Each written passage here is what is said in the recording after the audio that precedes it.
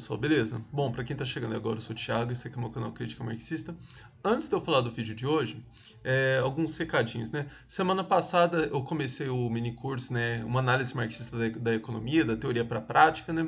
E eu tinha até comentado, né? Falei, ó, pessoal, eu acho que ainda vou demorar para dar sequência àquele outro curso que eu já tinha começado, né? De introdução à crítica da economia política. Mas aí eu tava lendo os comentários, vi bastante gente que tava bastante animado com aquele curso. Eu tentei semana passada ver se eu conseguia dar uma avançada e consegui. Então já tenho um material para a primeira aula desse curso, já fiz a aula do material, né, da segunda aula do mini curso sobre uma análise marxista da economia, né, da teoria prática. Então agora eu vou tentar essa semana, né, fazer a material para a segunda aula do curso de introdução à economia, né, que eu estou tentando sempre assim. Agora fazer pelo menos material para duas aulas antes de gravar a primeira, para ter uma garantia ali de que eu vou conseguir dar continuidade, né? Então, o recado era que muito provavelmente, né, o mini curso, né, de uma análise marxista da economia vai ter continuidade, né, não vou demorar para lançar a próxima aula, mas também que eu vou conseguir dar sequência para o curso de introdução à economia política, né? Agora que a gente vai entrar ali nas categorias do capital, né? Então, até indiquei aquele livro do Zé Paulo Neto com Marcelo Braz. Então, até se alguém já quiser ir revendo ali os vídeos, as primeiras duas aulas do curso, né? Então vai ajudar bastante que, enfim, ou semana que vem ou na outra eu vou lançar esse. No caso para vocês, né, daqui 15 dias, né, as novas aulas. Bom, mas para não ficar sem vídeo essa semana, né, eu lembrei, eu estava vendo isso aqui, né, e eu lembrei que eu nunca tinha falado, que eu não é um tema que eu nunca tinha abordado aqui, né, essa história aqui de revolução organizacional, revolução gerencial, né, que era um tema que foi muito debatido, né, ali pelo pessoal mais anarquista, alguns marxistas ali ao longo do século XX, né? E aos poucos, né, isso foi ficando meio que esquecido. Mas tem algumas pessoas, né, como o professor Bresser Pereira, que continua ainda defendendo essas coisas, né? Então achei que seria legal, interessante aqui ele trazer esse tema, né? Ele tweetou isso aqui no dia 8 de maio, né? Tô gravando no dia 10, né? Então é algo bastante recente. Ele tá tweetando, né, sobre um livro que ele ainda vai lançar, né? Então, aqui, por exemplo, deixa eu aqui, ó. Ele fala: resumi meu livro que trata do capitalismo nos países ricos. Começa na virada, né, do século XX com a Revolução Organizacional, que deu origem à classe gerencial e à Revolução Democrática, né?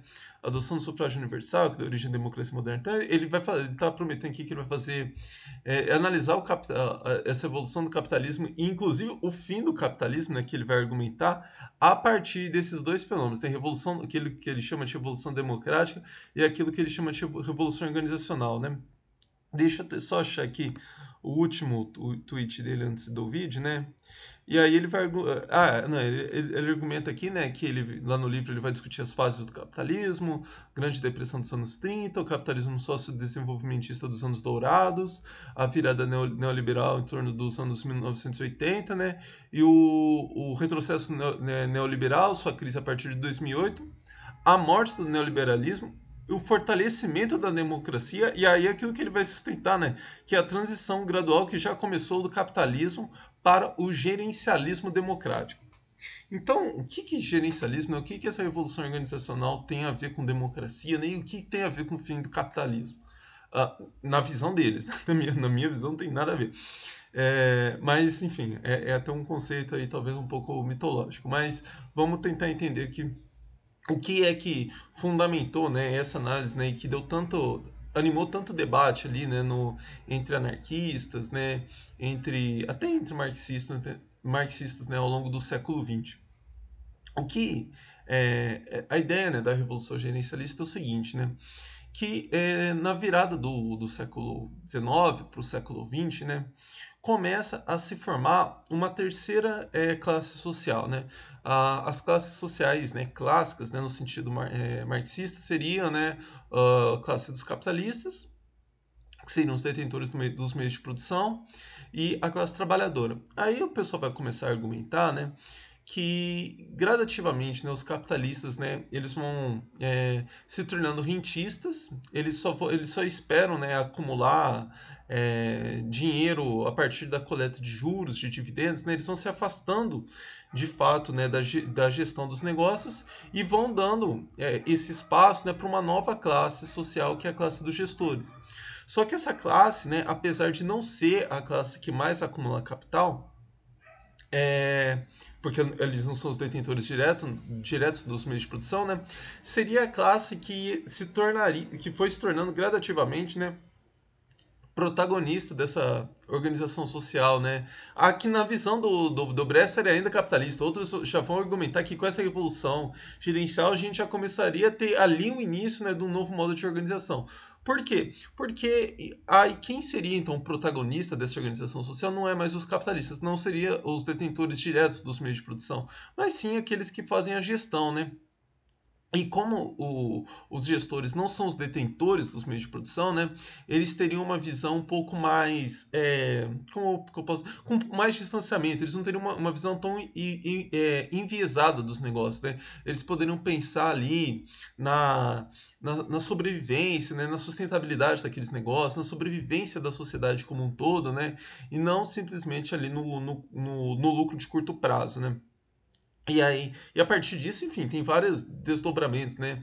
Tem aqueles que argumentariam, né, que a sociedade então ia estar transitando de uma sociedade, né, centrada na acumulação de capital para uma sociedade centrada na acumulação de saberes, né? Porque os protagonistas agora seriam esses gestores não seriam acumuladores de capital, mas teriam acumuladores de saber, né, de conhecimento técnico, e é justamente isso que permite a eles serem os protagonistas, né? Serem os gestores, né? E é interessante amarrar isso aqui com a história do século XX, né? Porque o que a gente foi vendo ali ao longo do século XX, né?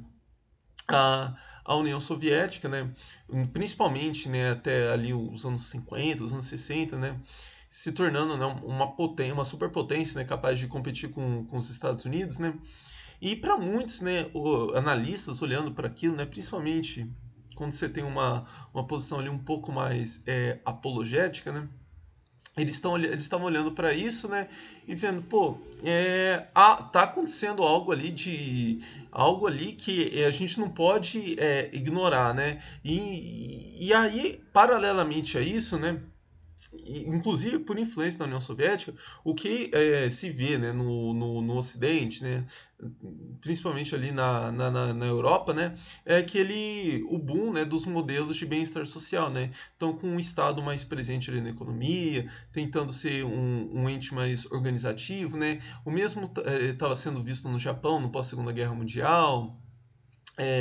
mesmo nos Estados Unidos, ali desde do New Deal, né?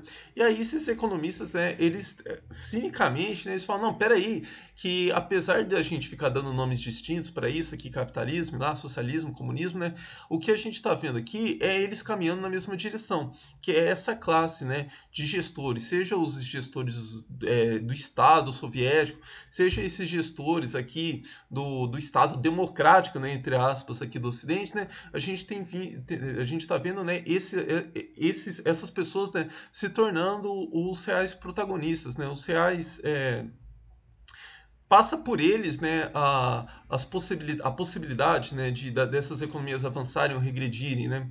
E aí a ideia, né, de vários autores, né, de que essas duas coisas elas caminhariam na mesma direção e, portanto, num médio prazo ali a gente ia ver a transição do capitalismo para esse modelo gerencialista. Obviamente que quando a União Soviética começa a fracassar, né, e depois da crise dos anos 70, né, que enterra ali esse boom do modelo, né, de estado de bem-estar social, né? Esse pessoal, enfim, jogou os livros na fogueira, faz o meia-culpa ali e parte para outra mitologia, né? Só restaram alguns poucos, né? Então, por exemplo, no campo marxista, restou ali o Gerard Dumeny, o Dominique Levy, e o professor Bresser Pereira, enfim, alguns outros ainda. Não foi uma história completamente esquecida. Mas é um pessoal ali que tenta dar sequência para essa narrativa, mesmo com todos esses fenômenos ali que pareciam estar enterrando com essa história ali de revolução gerencialista e o surgimento, o fim do capitalismo, né, o surgimento de um outro modo de organização. Eu esqueci, eu ia até abrir aqui para mostrar para vocês, né, algumas referências interessantes para discutir, para se inteirar desses assuntos, né? É interessante, lá no livro 3 do Capital, né? Primeiro para mostrar que esse negócio de revolução gerencialista, né? Isso, né? Esse fenômeno, né, que leva o pessoal a dar esse nome de revolução gerencialista era algo que o Marx, né, havia. Não é que ele estava antecipando, né? Ele já estava vendo aquilo acontecendo e não estava vendo aquilo como o fim do capitalismo, né? Como de fato não foi. Tem até uma passagem dele, né? Que eu vejo até bastante gente utilizando, né, não sei se todo mundo entende, né, mas que ele fala, a gente está vendo aqui o fim, né, da propriedade privada dentro do... Eu não lembro da literalidade, mas o fim da propriedade privada dentro do sistema da propriedade privada, né, falando justamente, né, desse movimento que é daqueles pequenos negócios de proprietários diretos dos meios de produção, né, para aquele modelo de sociedade anônima, né, em que são tantos acionistas, né, que nenhum deles é o proprietário direto, né, o controlador direto, né, daqueles meios de produção, né? Então, e aí, portanto, como eles não controlam direto, eles têm que tem aquele modelo de um conselho de administração, escolhendo um conselho de diretores ali, escolhendo todo o corpo diretivo, né, dos negócios, das empresas, né? Então, é algo que o Marx já tinha visto ali e não estava tratando isso como o fim do modo de produção capitalista, né? Mas uma outra referência interessante para isso é lá na Destruição da Razão, no Pós-Fácil. O Lukács vai falar bastante sobre o Branham. É, Branham, eu posso estar confundindo, não, é isso mesmo. E aí ele vai mostrar, né, tratar inclusive como um autor, né, fazendo uma apologia direta ali ao capitalismo, mesmo ele estando aqui nessa história, né, de revolução gerencialista, né? Então é muito interessante, né? Até como que é, apesar de todo esse linguajar, né, fim do capitalismo, revolução democrática, revolução gerencial, né, o Lukács via movimentos parecidos com isso e tratava, né, como ali uma apologia do capitalismo, né? Então é um tema bastante interessante, né? Eu não estava trazendo muito preocupado em trazer isso aqui para o canal porque eu achei que era uma discussão que estava um pouco mais adormecida, né? Mas aí vendo esse tweet aqui do professor Berecer Pereira, eu achei que valia a pena pelo menos chamar a atenção de vocês, né, para essa história. Como eu comentei, né, essa semana aqui o vídeo vai ser muito breve, porque o objetivo agora vai ser adiantar lá o mini curso sobre análise marxista da economia e o curso de introdução à economia política. Então, lembrando, gente, eu estou muito mais atuante lá no grupo do Telegram, então, pessoal, pô, tá querendo tirar dúvidas sobre os vídeos, questões mesmo, ele começou a estudar o Capital, tá com dúvida, entra lá no grupo, pode me marcar nos comentários, né? Em muitos momentos a gente faz uma discussão mais avançada lá, mas não significa ali que a gente não pode recepcionar, né, o pessoal que está começando a estudar agora. Então vai ser um prazer poder ajudar vocês lá. O final de sempre, né? Dá aqueles comentários de engajamento aí, curta o vídeo, se inscreva no canal. Um abraço e até a próxima.